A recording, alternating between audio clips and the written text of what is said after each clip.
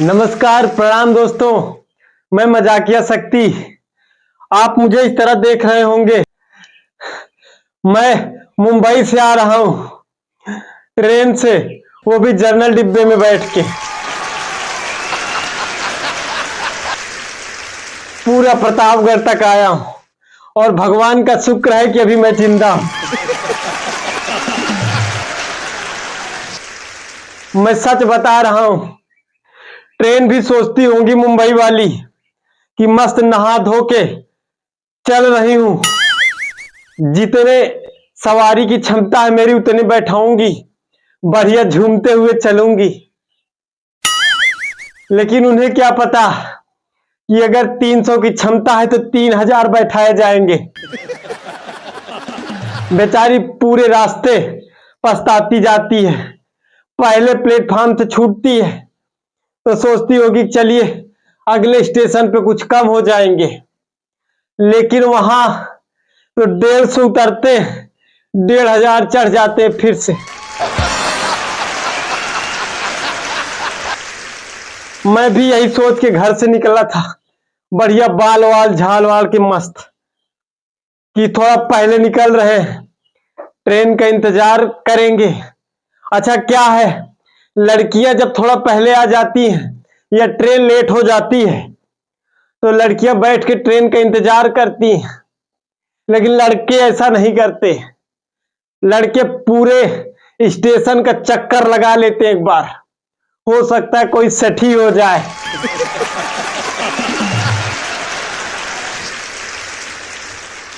मैं भी चश्मा उश्मा लेके बढ़िया निकला था और उस जनरल डिब्बे ने मेरी ये हालत बना दी।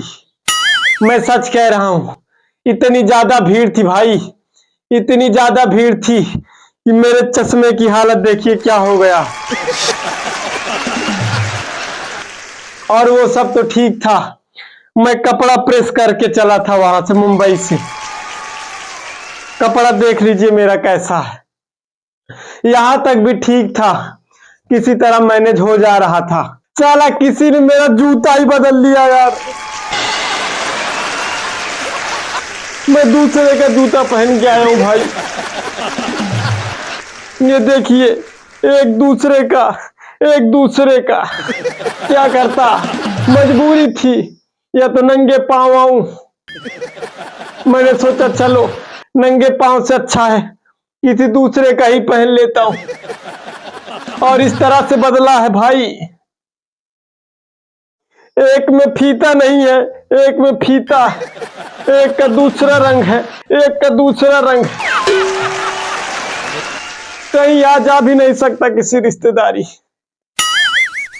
और भीड़ तो इतनी ज्यादा थी, मैं सच बता रहा हूं, इतनी ज्यादा भीड़ थी कि मैं कहां था मुझे खुद ही नहीं पता था। पूरा मैंने 18 घंटा का सफर किया है, और उस 18 घंटा में मैं सच बता रहा हूं, ट्रेन के फर्श पे मेरा पैर कितनी टाइम था मुझे नहीं पता, क्योंकि इतना ज्यादा भीड़ थी। लोग ऐसे चपका के मुझको उठाए थे। और यहां तक तो ठीक था भाई, किसी तरह से मैनेज हो गया।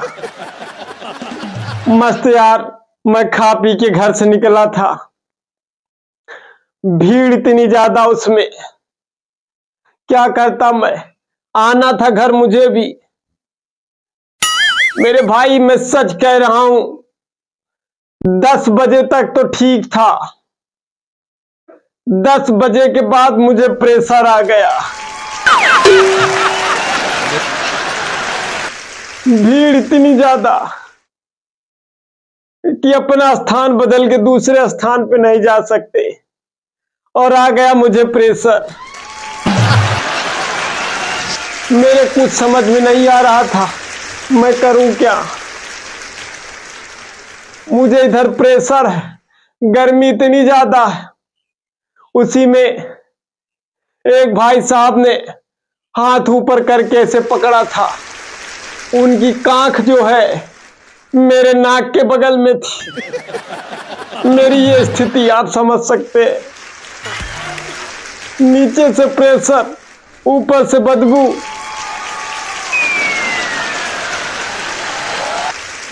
मुझसे रहा नहीं गया।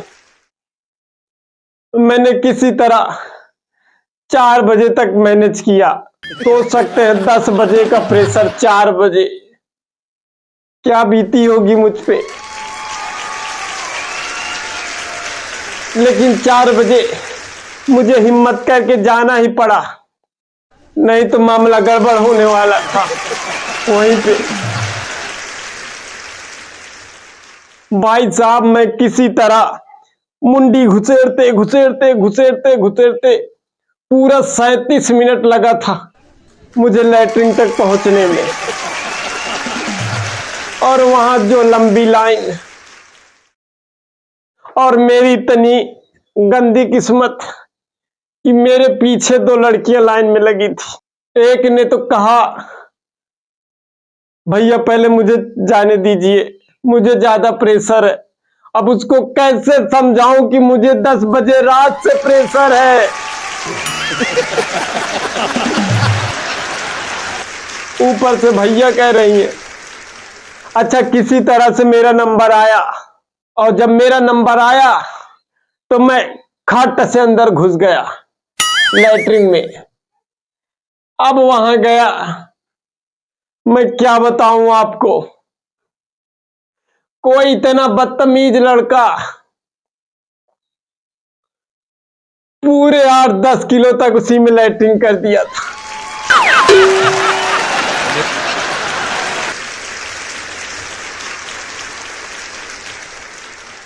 अब मैं क्या करता, प्रेशर इतना ज्यादा। अब मैं निकल भी नहीं सकता ऐसे। अगर ऐसे निकलूं तो वो लड़कियां सोचेंगी कि मैं इतनी ज्यादा लैट्रिन करके गया हूं।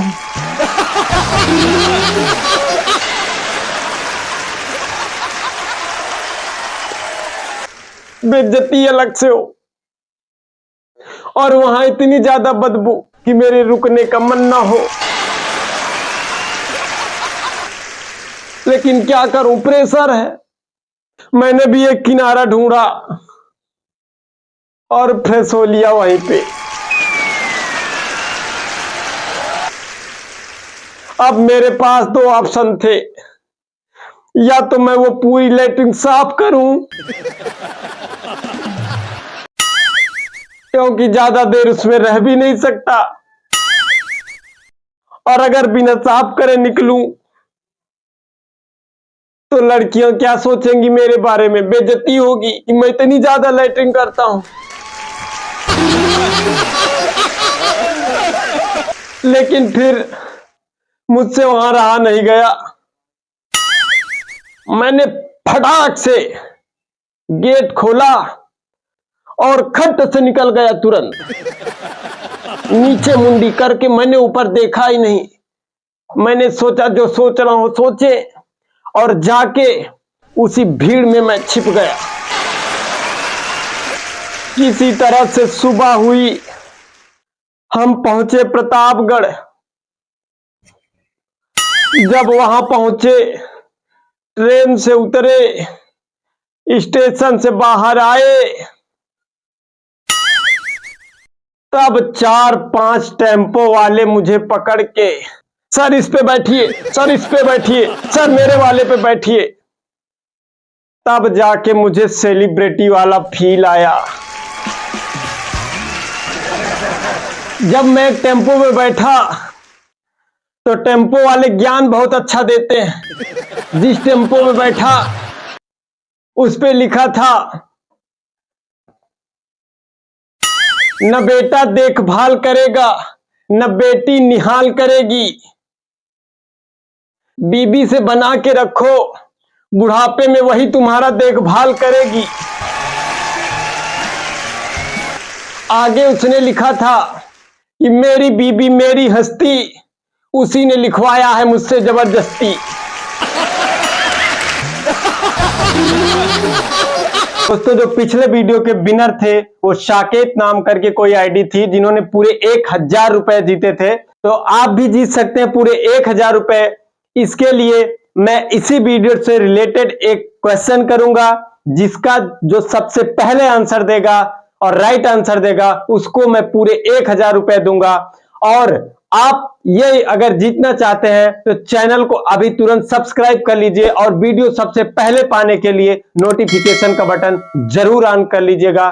तो आज का जो प्रश्न है वो ये है कि मेरे पीछे कितनी लड़कियां खड़ी थी।